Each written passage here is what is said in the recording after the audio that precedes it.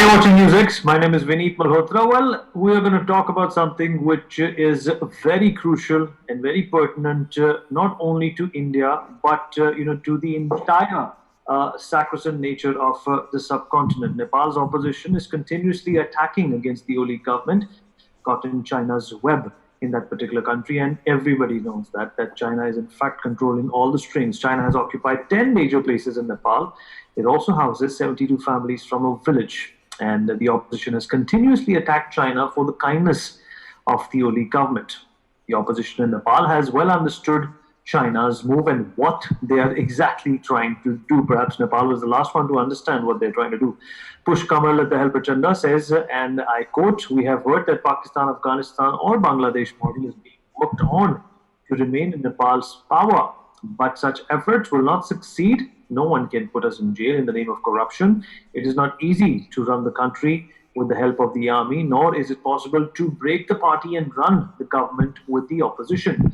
Seeing the attitude of the anti-party camp, it is believed that Oli will resign from the post of the party president or even from the post of the prime minister, it is heard. It is also possible that Oli, who is close to China, let me rephrase that, very close to China, will bid farewell to both positions. Whether that's true or not, well, we'll decide that and we'll try to figure that out with our esteemed panelist on this particular show. Sumit, political analyst, joins me on the broadcast. We are also joined by Raj Lakshmi Joshi, political analyst. Raj Lakshmi, let me come to you first. I've spoken to Sumit about this situation a number of times before, so I want to get your perspective. What's going on in Nepal? There are two sorts of voices which are in fact coming out on a regular basis. One is the current dispensation of Nepal. They seem to be peeved with India. Their proximity to China is getting in fact closer and better with each passing day. And there's also this theory that China is actually pulling all the strings to whatever is going on in Nepal. Secondly, there is the opposition on ground that does not want to sever ties with India, and it is but obvious their entire economy, Raj Lakshmi, their entire commerce infrastructure balance depends on India. Is Nepal in need of help? Is Nepal like a patient that does not really know what's going on with that particular person, but needs intervention? Raj Lakshmi? Hello? Yeah. Go ahead, Raj Lakshmi. Yeah.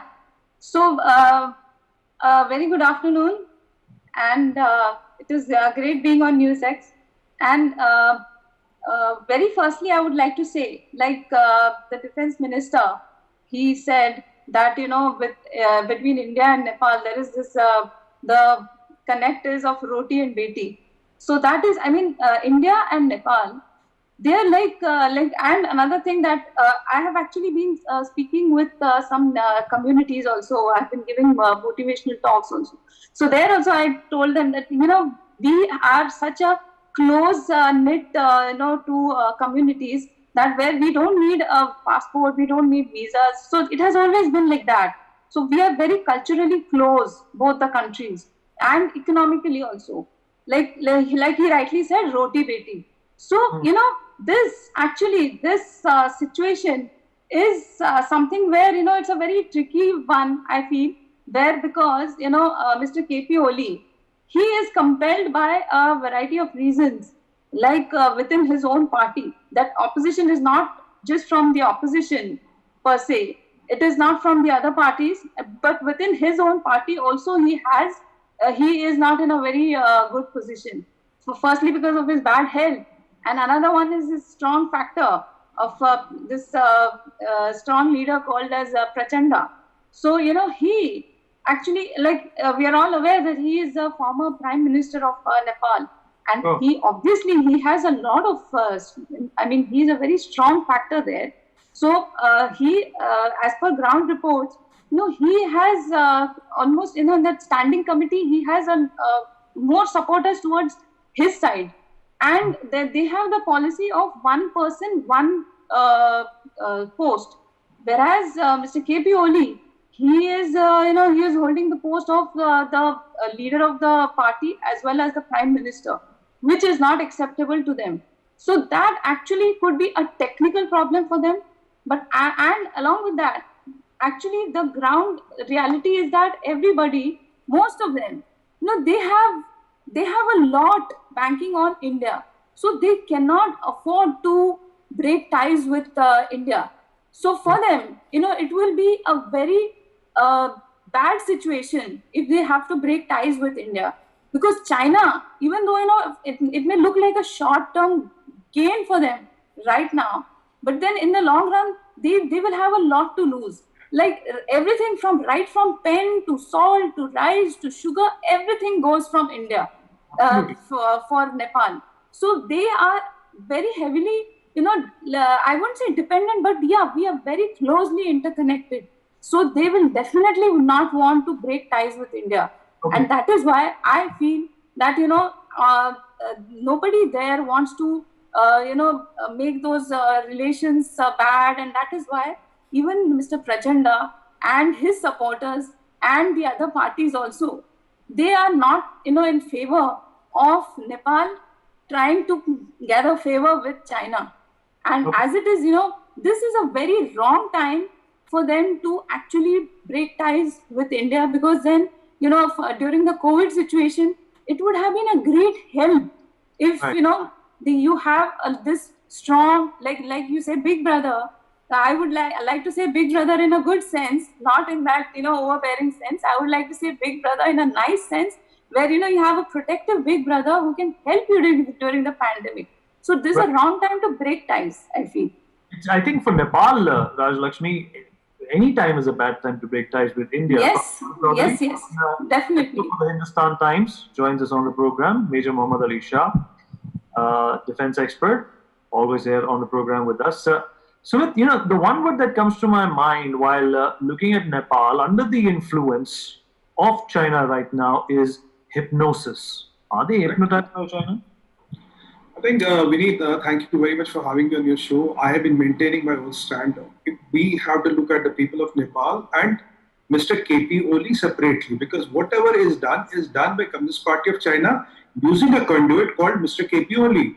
Now, you see today, Mr. Prachanda coming into picture is a very, very important, development. Why? Because he's the chairman of Communist Party of Nepal. He has been PM twice. Last was 1718. Now, within the Communist Party of Nepal, the chairman of the Communist Party of Nepal is opposing KP Oli, because right now we need a coalition government, and KP Oli is a kind of a compromise candidate. I mean, he is running. So now Mr. Prachanda coming into picture exposed that all the equations to, haywire. Now that means even the Communist Party of Nepal does not support it, and they fully recognize what has happened to Balochistan. They fully recognize what has happened to Tibet. He has quoted models of Bangladesh and other countries in Pakistan. And what we have been saying on NewsX, and what you have been also doing a wonderful job in letting the people of Nepal know that their long-term interest is to be with India, because you cannot have Balochistan kind of a situation or a Tibet part to happen to them. So Mr. Oli might gain out of it, but the people of Nepal are going to lose, because Oli is not loyal to India. He's not even loyal to his party. He's not even loyal to the people of Nepal. He might get something out of it. And when there's something very ironic which is talked about social media, is that this Chinese ambassador to Nepal seems to have an I don't know what is the word used, has to be have a seamless access to the power centers of Nepal. So there is a visible anger, there is a visible thing that people understand, which is good for India and for the people of Nepal. That Mr. Oli is going to gain out of it. Even the communists within the party are opposing it. And what you rightly said, he might lose both the posts, because I think Mr. Oli has tried to punch beyond his size. Now we need, the question is why? Because his masters in China want him to do it. They wanted to start that dispute on India-Nepalese border. They tried to do something with Bangladesh, which doesn't make economic sense to them. We can talk that separately. And third, with the Ladakh happening now, Ladakh, Nepal, then Bangladesh. So see the timing, but we forget in democracies, Nepal is not an autocracy. Nepal is no longer a monarchy. In democracies, you cannot forego the will of the people. The people are literate, they're on social media, they're on TVs, and people like you will bring up the issue, and rightfully so. And educate our brothers and sisters, what the hell is happening? Because your prime minister might gain out of it, but you're not going to gain. I'm happy to see these developments. Happy to see that people of Nepal have started coming on the streets and protesting. That is what they should do. Right. Okay. Pramit, how blind do you have to be? How mesmerized do you have to be by China to not see, to not call their bluff? The way things have been going in Nepal, it seems nothing short of an orchestration by the Chinese, and except for Nepal, everybody else understands it. Well, you have to get that what Oli has been doing is to basically play or try to drum up a nationalist position. Communists in Nepal, the Communist Party in Nepal, is largely a Brahmin Chetri party. It is not a very broad-based party. And I would argue that one of the reasons that they've not been very happy with India is the last blockade that we did was partly driven by our desire or our belief that the constitutional amendments that were being driven into by the communists and to some degree the Nepal Congress were designed to ensure that the Pahari upper castes would dominate Nepal effectively forever, and that the Madhesis and the Dalits and other lower castes would never get any position or status within under the political system, representation under the system. So obviously when India blocked this, partly for fear that Nepal would slip back into a civil war at some point later on over this issue, this class, if you wish, has deeply resented what India has done for obvious reasons. And the communist veneer was obviously just a veneer as far as Oli was concerned. Right. So he turned this around, been able to get support. He needed an external backer. He found one in China.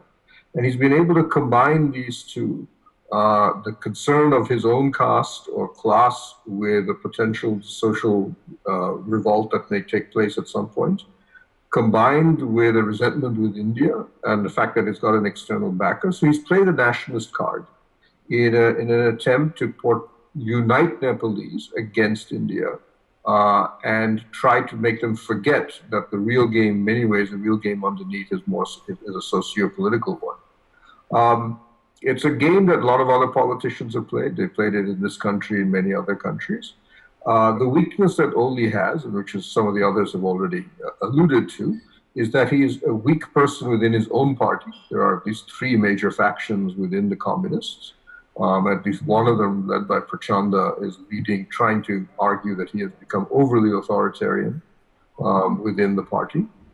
And now finally is that, as you've seen, the Chinese have taken over a little bit of Nepal itself. And so the nationalist card is now resulting in a bit of blowback against him. China fundamentally is extraordinarily ruthless in its use of power. It doesn't really care whether you're a friend or an enemy. It just views that this is China's interest, and if you happen to befriended us in the past, it doesn't really matter to us. And so in this case, he's now seeing the problem of playing the nationalist card is that it can come back and bite him.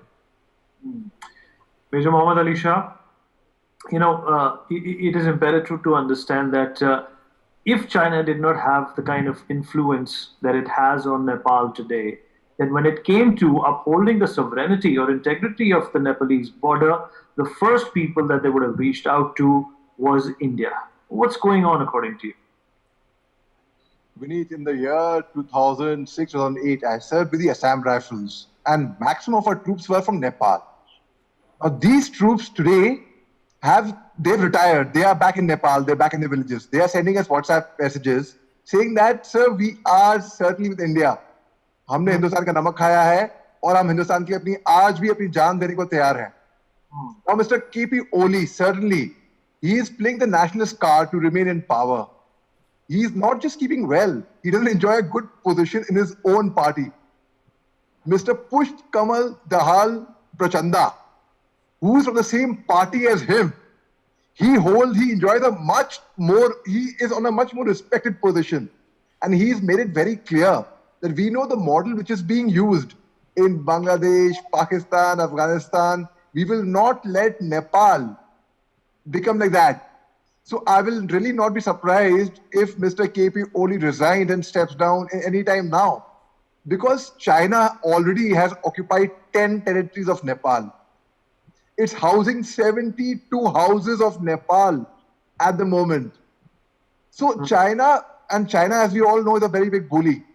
And both are, of course, it's communist government, that's a different thing altogether. But Mr. K.P. Oli and his separation from India, Nepal has been the closest ally of India, the best friend. And today, how can Nepal turn around and say that this territory, which is of very strategic importance, is not India's, but of Chinese. Chinese will come here. Or how can they favor China? So I think Mr. Prachanda, who is highly respected in Nepal, I mean, I personally would really, think that he should be coming to power very soon. And Mr. KP Oli, I think his days are numbered. Hours are numbered, rather. Raj Lakshmi, do you think that this also perhaps would eventually lead to some sort of an implosion within the political echelons of Nepal? Because obviously the dissent that is being seen inside of the house is also spilling over outside on the streets now. And whom are they going to call the next time Nepal is going to be in trouble? Take a wild guess. Yes, of course. Like I said, this may look like a short-term benefit to Mr. KP Oli because, because of his bad health and, and he wanted to divert attention from the COVID situation. And, he thought he must have looked at it as a short-term gain. But then in the long run, he has a lot to lose.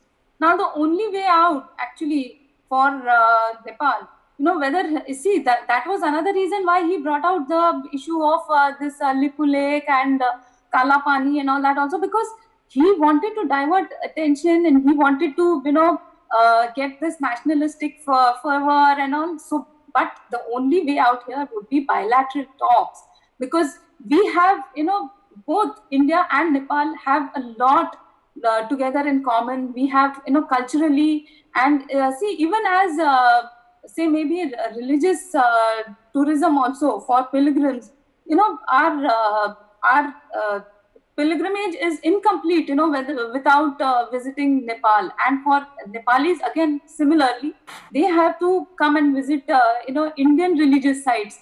So then, there are a lot of, whether it may be about business, economics, whether it is even about security also, we have had such strong ties in the past that it would be suicidal, I would say, for Nepal. And, in the long term, definitely. And they will not have to wait for very long also for, those kind of repercussions. It will come immediately. Because China, like Major Shah said, it's like a bully. So China doesn't have any cultural interest there, or it doesn't have any emotional interest. All China is looking for is economics.